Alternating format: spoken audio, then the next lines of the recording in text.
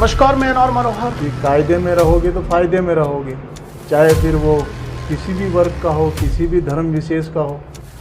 आप मुझे बहुआयामी कह सकते हैं। तो जिताने के लिए हम पुरजोर तरीके से लग गए, किसी वर्ग विशेष के लिए काम नहीं करते हैं। और राष्ट्रीय स्वयंसेवक संघ भारतीय जनता पार्टी के कार्य में कोई दखल नहीं करता। हम पूरे संसार को परिवार मानकर चलते हैं। ऐसा तो है नहीं कि एक धर्म के लोग जो है ना, अगर कानून तोड़ते हैं उनको ही सजा मिलती।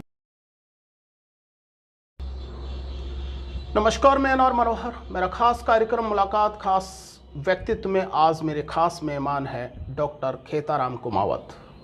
आप पूर्व महाप्रबंधक ओएनजीसी के साथ ही दातारामगढ़ भाजपा के वरिष्ठ कार्यकर्ता के तौर पर पार्टी की नीति रीति को आगे बढ़ा रहे हैं। आज भाजपा से जुड़े कुछ सवाल लेंगे और ये जानने की कोशिश करेंगे कि पूर्व में हरीश कुमावत की उस टीम के सबसे सीनियर मेंबर जो लगातार टीम आपके चुनाव प्रबंध को देख रहे थे, आखिर कमी कहाँ रही कि दोनों चुनाव हार गए। ये तमाम सवाल रहेंगे। सबसे पहले डॉक्टर साहब, आपका हमारे चैनल में स्वागत। नमस्कार। मैं आपके व्यक्तित्व को एक मिश्रण देखता हूँ। एक ऐसा प्रबंधक, एक ऐसा प्रशासक, जब बात आती है तो पर्यावरण को लेकर भी चिंतित रहता है, किसान के दर्द को भी समझता है, खेतियार मजदूर को भी दर्द को समझता है।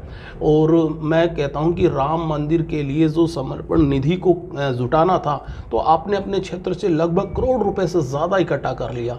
ये एक क्या बोलेंगे उसको, एक कैसे ढांचे में मैं ढालूं इसे आपके व्यक्तित्व को, क्या एक शब्द में कहूँ? आप मुझे बहुआयामी कह सकते हैं, क्योंकि सेवानिवृत्ति के बाद में 2013 में आया तो हरीश जी का नाम यहाँ के क्षेत्र के लिए प्रत्याशी के रूप में आया।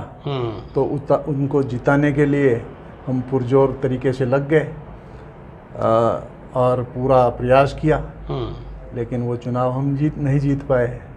इसके बाद में 2018 में भी पूरा प्रयास किया, उसमें भी दुर्भाग्य रहा। नहीं, मुझे जानकारी ये मिली कि उस चुनाव की टीम में जी आपकी भूमिका एक सक्रियता की काफ़ी ज़्यादा देखी गई। मैं उनके साथ ही रहा, बहुत सक्रिय रहा। और चुनाव में हरीश जी भाई साहब मेरे यहाँ ही निवास करते थे और मैं उनके साथ ही पूरे समय रहा करता था। मतलब आराम का समय आपके साथ बिताते थे? आराम का समय नहीं, पूरे क्षेत्र में भी मैं उनके साथ रहता था। चुनाव प्रचार के समय भी, दोनों बार चुनावों के समय तो रहा ही रहा। इसके अलावा 9 वर्ष तक, जब तक उनका स्वर्गवास नहीं हुआ, माननीय हरीश जी ने लगातार यहाँ प्रवास किया है, यहाँ का दौरा किया है। उन दौरों में मैं हमेशा उनके साथ रहता था। पब्लिक की संभाल के लिए मैं भी उनके साथ जाता था और पूरे क्षेत्र में मेरा जब किसी बड़े राजनीतिक के साथ में वक्त गुजारते हो तो वहाँ से बहुत कुछ सीखने को मिलता है। और जब आप एक ऐसे नेता, जो मैं कह रहा हूँ कि जो जिस क्षेत्र से वो चुनाव जीते थे या जिस पार्टी से संबंध रखते थे, एक उनका अपना कद था, तो बहुत कुछ आप लोगों को सीखने को मिला होगा। बिल्कुल, हरीश जी से हमको बहुत कुछ सीखने को मिला। एक तो उनकी सहनशीलता, उसकी जितनी प्रशंसा की जाए वो कम है। सबकी बात सुन लेना और सब की समस्या का निराकरण संतोषजनक तरीके से करना, ये उनकी विशेषता है। किसी ने कुछ भी कटु कह दिया हो, हरीश जी ने कभी कोई बुरा नहीं माना और सहज भाव से मुस्कुराते हुए वो हमेशा सबके साथ मिलकर काम करते थे। ये उनकी विशेषता थी। और ये कसक अभी से नहीं है, 1980 से, जब से भारतीय जनता पार्टी बनी तभी से है कि भारतीय जनता पार्टी 1980 के बाद में कभी भी यहाँ नहीं जीत पाई। जब हरीश जी आए तो हम मुकाबले में आए। एक बार सिर्फ थोड़े से 400 वोटों से पीछे रहे, एक बार 800 वोटों से पीछे रहे। तो ये ज़रूर हमको मालूम चला कि हाँ, हम टक्कर में हैं और जीत भी सकते हैं। थोड़ा सा मार्जिन कम रह गया और इसको हम पूरा कर सकते हैं। डॉक्टर खेताराम जी से पार्टी एक सुझाव मांगे कि उस मर्म का इलाज क्या है कि आप 18 भी 13 भी नहीं जीते, थोड़ा जो मार्जिन है उसका मर्म का इलाज अगर आपसे पूछे तो क्या बताओगे? उसके लिए और ज़्यादा प्रयास किए जाएं और ज़्यादा मेहनत की जाए। जिन को हम सक्रिय नहीं कर पाए उस समय की कमी के कारण उनको और सक्रिय किया जाए और अधिक से अधिक मतपेटी में डलवाए जाए तो जीत सुनिश्चित होगी। मैं आपके गले में एक पार्टी का वो दुपट्टा देख रहा हूँ, कमल का जो चिन्ह भी है, ये दर्शाता है कि खेताराम जी की पूरे राजनीति रंग में नज़र आ गए अब तो।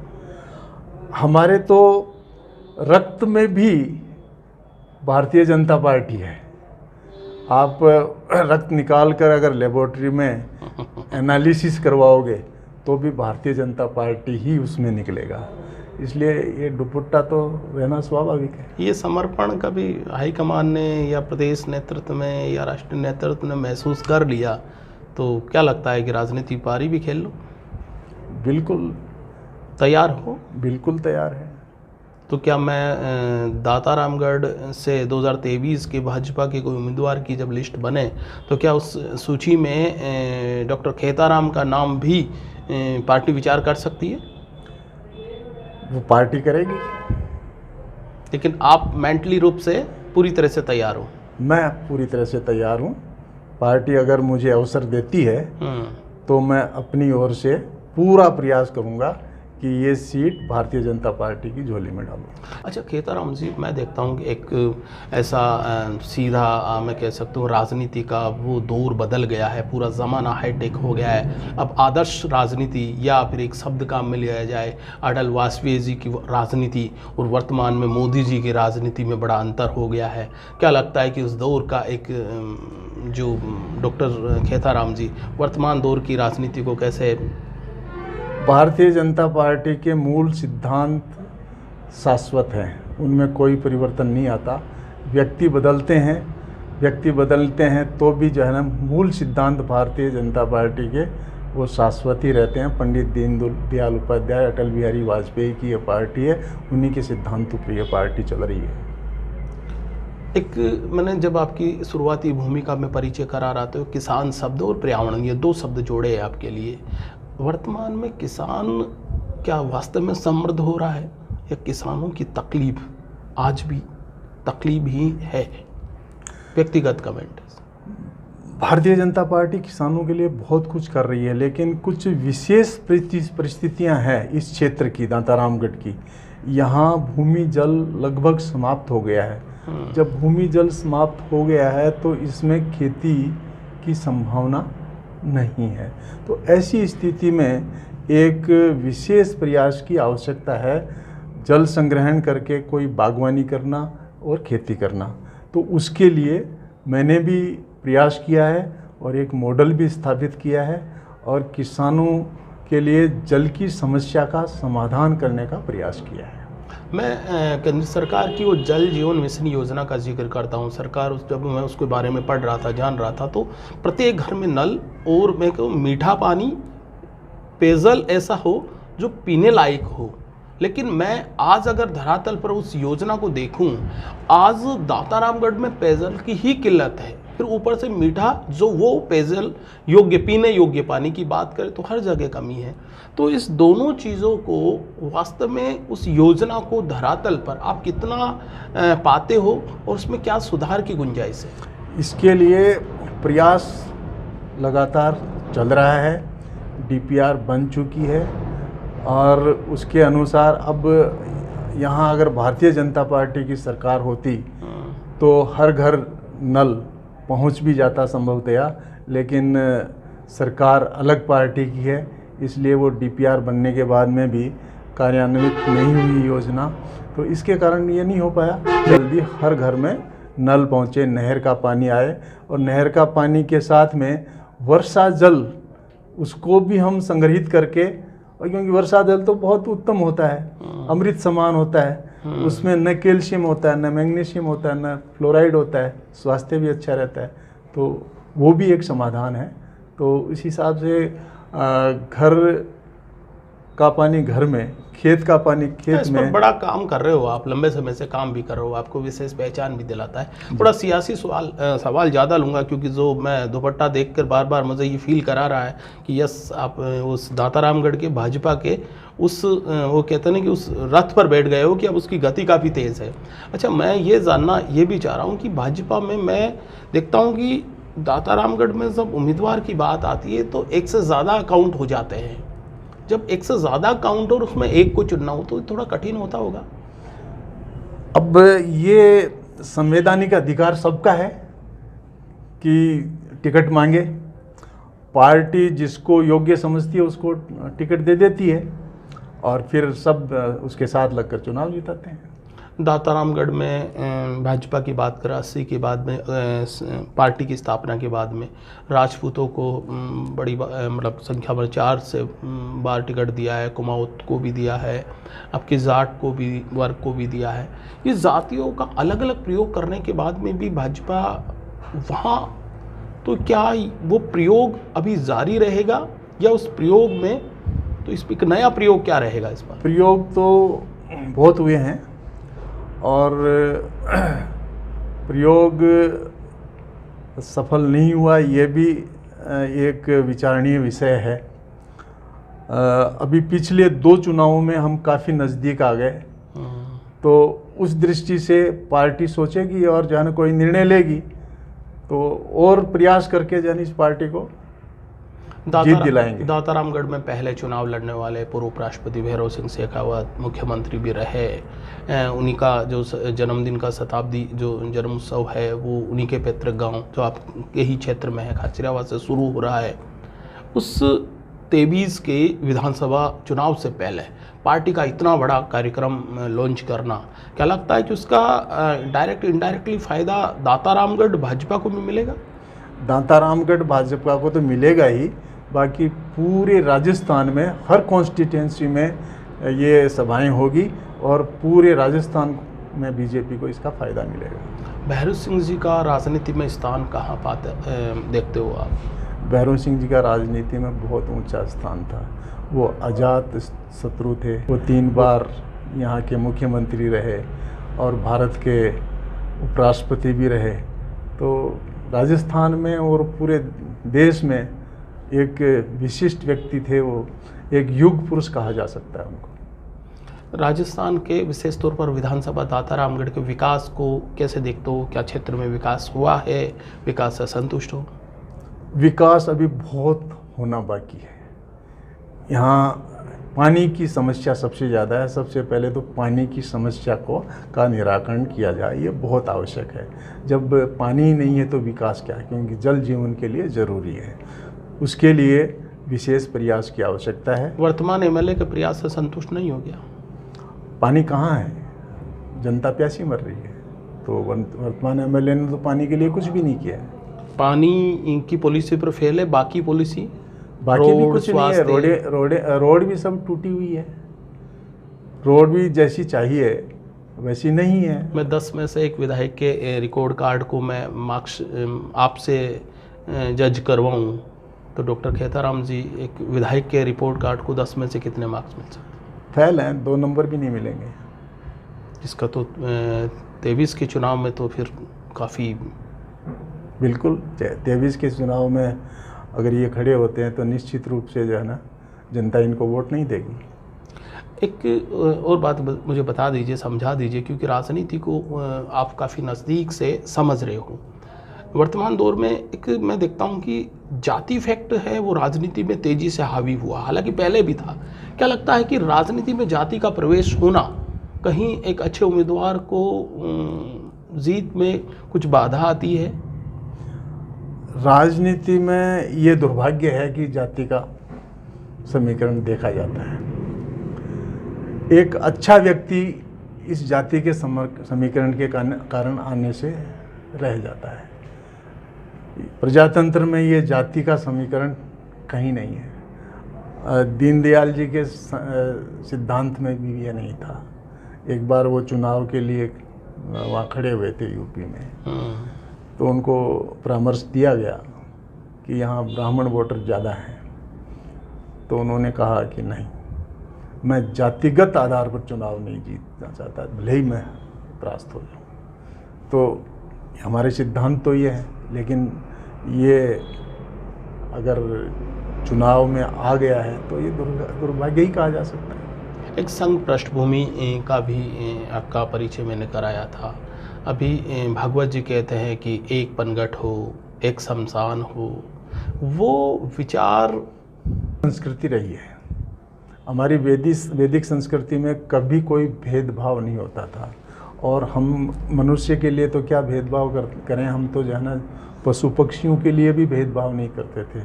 हम गाय के लिए रोटी रखते हैं, हम डॉक्टर साहब भेदभाव तो पहले ज़्यादा होता था, अब कम हुआ है। मैं मूल हिंदू संस्कृति की बात कर रहा हूँ, अपने वैदिक संस्कृति की बात कर रहा हूँ, जिसमें वसुधैव कुटुंबकम की बात कही गई है।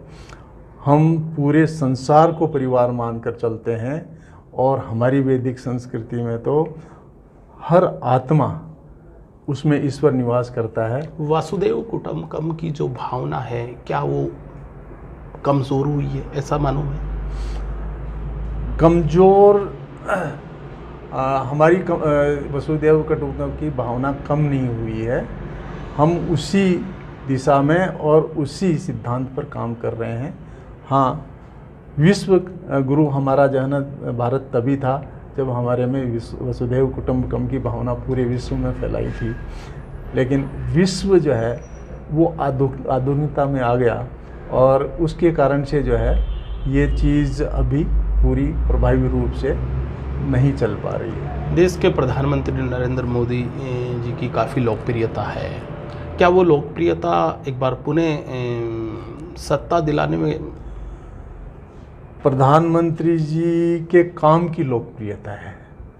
प्रधानमंत्री जी 24 घंटे में 18-20 घंटे काम करते हैं रोज़। वो देश के लिए चिंतन करते हैं, और कैसे लोगों का भला हो, कैसे लोगों का कष्ट दूर हो, उसके लिए वो प्रभावी रहते हैं, और उनका काम जो है ना बोलता है, इसलिए वो तो रहेगा। उत्तर प्रदेश के मुख्यमंत्री की बात करें तो एक आरोप लगता है कि एक वर्ग के लिए, एक विशेष धर्म के लिए काफ़ी काम करते हैं, ऐसे आरोप है विपक्ष के।